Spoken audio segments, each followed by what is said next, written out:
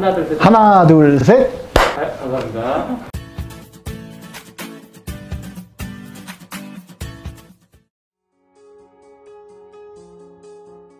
이게 코로나 있기 전에 뭐 4차 산업혁명 얘기 막 하면서 AI 막 얘기하고 바둑 천재가 깨졌다는 얘기하고 막 이러면서 공포 분위기 조성할 때 우리가 가만히 있는데 어느 날 미래가 툭 오나? 그러면 겁나지. 근데 아니거든요. 미래는 그냥 우리가 만들어가는 거지. 거의 변화 없을 것 같은 우리 아이들이 하나하나 살아가면서 만들어가는 게 그게 미래 아니겠어요. 미래 교육이 어떻게 되어야 할까? 이번 코로나를 겪고 나니까 그래 원격 수업도 할 수 있겠구나. 그런 체제는 갖춰야 되겠구나. 그리고 또 원격이 상당히 활용될 측면이 있겠구나. 그러나 학교가 있어야 되겠더라. 학교가 이게 지식 전달하는 데가 아니었네. 이곳이 정말 아이들이 관계를 형성하고 그 삶 전체가 이루어지는 공간이었고 그걸 우리가 배웠잖아요. 그거 제대로 하면 되지 않을까요? 우리 아이들이 학교에서 해야 되는 것 1. 거기서 삶을 통해서 성장한다. 바르게. 둘째, 그 과정이 내내 행복해야 된다. 어른이 돼서까지 계속 이렇게 그 두 가지 정도로 생각한 것. 그 OECD에서 주관하는 뭐 에듀케이션 2030인가? 거기서 삶을 교육적인 화두로 제시했다 그래요. 그러면서 뭐 잘 삶과 행복의 요소를 건강과 안전, 배움과 삶의 주인으로 주체성, 교육적인 평등, 공동체에 대한 기여, 자아실현, 생태적인 지속가능성 뭐 이런 것들이 가장 중요할 것이라고 했다 그래요. 그리고 뭐 우리가 실제로 정말 미래를 고민할 때 그 지속 가능한 생태에 관해서 그다음에 정말 미래에 가면 갈수록 그 경쟁이 아닌 협력으로 나보다 우리를 먼저 생각하는 것이 우리 모두가 잘 살 수 있는 길이라고 하는 생각들을 우리가 쭉 해왔잖아요. 그걸 위해서 가능하면 적어도 공교육 과정에서 유초, 중, 고에서는 부모님이 가지고 있는 가정의 여건에 따른 차별이 없었으면 좋겠다. 교육적인 평등. 그래서 우리가 급식부터도 이렇게 시작했습니다. 거의 모든 것에서 공교육이 제대로 다 아이들을 책임지고 거기서 사교육이라는 시장으로 인해서 난 사교육이 제일 나쁜 게 보완해 주는 것은 괜찮은데 이것이 아이들을 자꾸 줄 세우기를 시킨다는 차별을 조장한다는 거예요.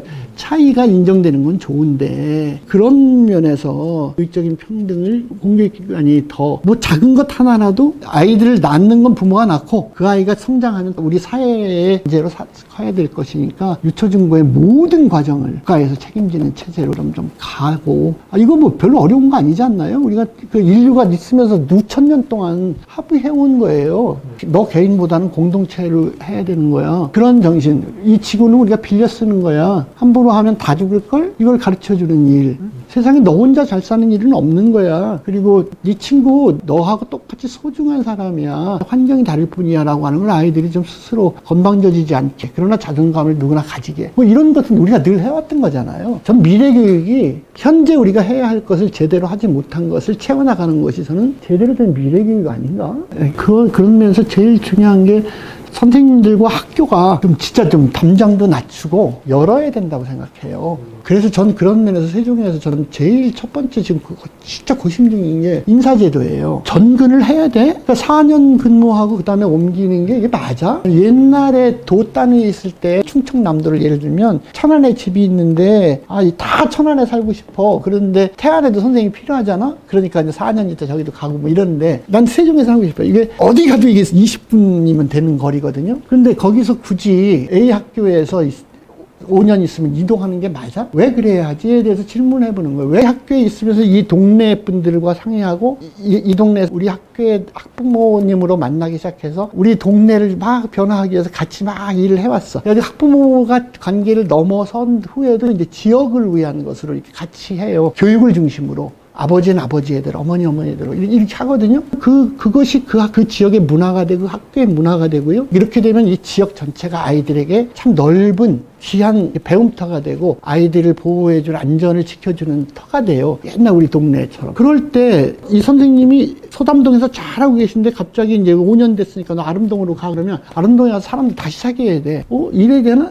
제 생각은 그런 거예요. 그 학교가 아이들에게 배움의 공간을 학교를 넘어서 학교 밖에까지 넓히자. 마을에서도 자연스럽게 이 아이들은 학교에서만 하고 내가 나머지 채우는 게 아니라 이 자연스럽게 학교에 와서 함께 여러 가지 일들을 아이들을 지원하는 이 일은 동네에서 함께 할 수 있게 하자. 그 영어로 하면 이거 뭐 협업 거버넌스라 그러나요? 이런 것이 좀 구축이 되면 좋겠다. 그런 데에서 선생님들이 그렇게 조금 마음이 그동안 한 번도 안 해본 일이라, 그리고 또 이건 내 일인데 혹시 간섭받는 거 아닐까 이렇게 하는데 아니고 선생님들이 열어주면 부모님들은 되게 감동합니다. 그럴 때 오히려 원래 교사가 전문성을 더 존중받을 수도 있지 않을까 하는 생각을 하고요. 그러는 과정에서 선생님이 해야 될 굉장히 부모들 못하는 역할이 있지요. 뭐냐면 그 과정에서 우리 아이 하나하나에게는 뭐가 필요한지를 부모님만큼이나 하나아이를 파악할 수 있잖아요.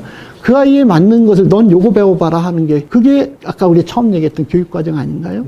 아이에 맞는 교육과정? 그것을 할 수 있는 폭이 있는 것이 교실 교육과정 아닐까요? 그렇게 갔으면 싶어요. 없어요. 이게 실제로 이제 그 코로나를 1년 넘게 지나다 보니까 지난번에 이제 그 YTN하고 사교육 걱정 대상하고 같이 해서 발표한 것이 8개 지역인가 뭐 이렇게 했다던데 현실인 것 같아요. 그러니까 뭐 우리만 그런 건 아닌 것 같고 전 세계적으로 그렇다 그러고, 미국 같은 데는 백신도 빨리빨리 해가지고 해결하고 이번 8월 개학하는 때부터는 이제 바로 회복 들어가겠다는 거 그래가지고 교육 예산을 뭐 40%인가 늘려 세웠다 그러대요. 일본도 코로나 이후를 대비해서 교육 예산을 늘려 잡았다고도 하고, 그런 상황에 우리도 크게 다르지 않을 거다. 그래서 다들 사실 이미 시도해서 다 하고 있죠. 나름대로 진단하고 진단한 것에 기초해서 하고 있는 것이, 코로나 때문에 좀 더 심화된 그 기초학력 문제는 출발선에서 거기서 문해력이 떨어지거나 수리 능력에서 초등학교 2학년 3학년 때 기본이 안 되면 그 나머지 과정 자체가 너무 힘드니까 그 단계에서 해결해 줘야 되고, 기초학력 지원 센터 같은 걸 저희들은 따로 만들었어요. 많은 시도에서 하고 있는 것과 마찬가지로 수학 협력교사, 특히 이제 수학 쪽이 좀 약한 게 많아서 협력교사제를 도입해서 선생님이 들어가서 특별한 지도가 필요한 친구들에 관해서 이제 하도록 하는 것도 하고, 우리 세종에도 이렇게 보니까 작년 코로나를 겪었는데도 중학교 같은 경우에 초학력 문제가 전국적인 평균은 한 5.5% 안정이 되고, 세종도 동지역에는 한 2 내지 3% 정도의 아이들이 생기는데 1%밖에 안 되는 학교가 있어요.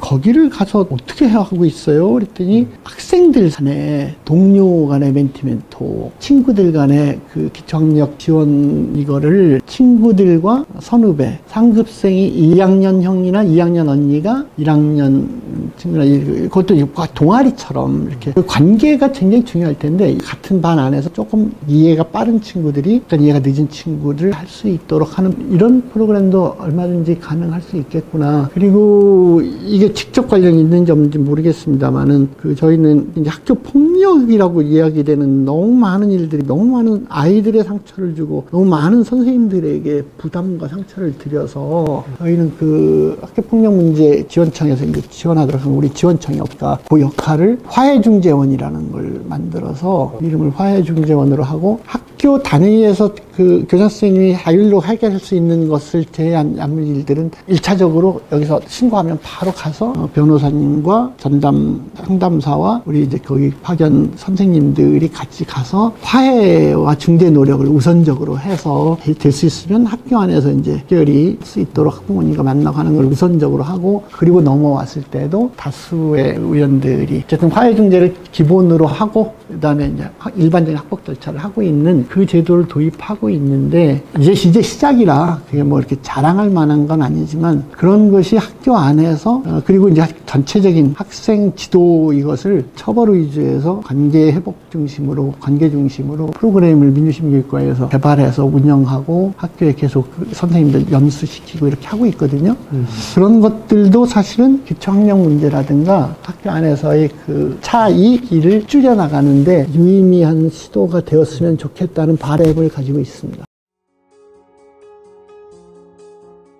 교사들이 스스로 좋은 교사라는 이름을 쓴다고 할 때 굉장한 자부심과 무거운 책임감을 동시에 나 책임질 거야. 그 대신 나 그 정도 책임질 수 있는 사람들의 모임이야 라고 하는 이 선생님들에 의해서 교실에서 우리가 나아가야 될 방향들을 계속 지금까지 생산해 오신 거 아니겠어요? 그런 모습을 창조해 오셨고 좋은 교사 선생님들이 계셔서 저는 우리 아이들의 행복한 학교의 모습을 우리들이 그래도 상정해보고 볼 수 있었다고 생각이 들고요. 그래서 지금까지 그러셨던 것처럼 또 좋은 교사 운동은 이게 특정한 종교를 가진 분들이 대부분 이렇게 됐다고 하니까 편한 데 가지 말고 좁은 데로 들어가라고도 하고 니들이 하는 역할이 빛의 역할을 하고 소금의 역할을 하라고 늘 한다고 하니 어쩌면 그걸 이미 결단하신 분들일 텐데 저는 좋은 교사 선생님들의 활동을 다른 사람들이 다들 부러워하면서 그리고 선망하면서 나도 저렇게 돼야 될 텐데 이러고 보고 계실 거라고 저는 생각합니다. 그래서 지금까지처럼 당당하게 해나가시면 대한민국의 모든 선생님들이 나도 좋은 교사야 라고 할 수 있는 날이 오지 않을까요? 그러면 대한민국 교육이 세계 최고의 교육이 되지 않겠습니까? 선생님들 고맙습니다. 응원합니다. 감사합니다. 긴 시간 진짜 저희가 괴롭혀가지고. 아유, 고맙습니다. 진짜 힘들었어요. 사진 빨리 찍어.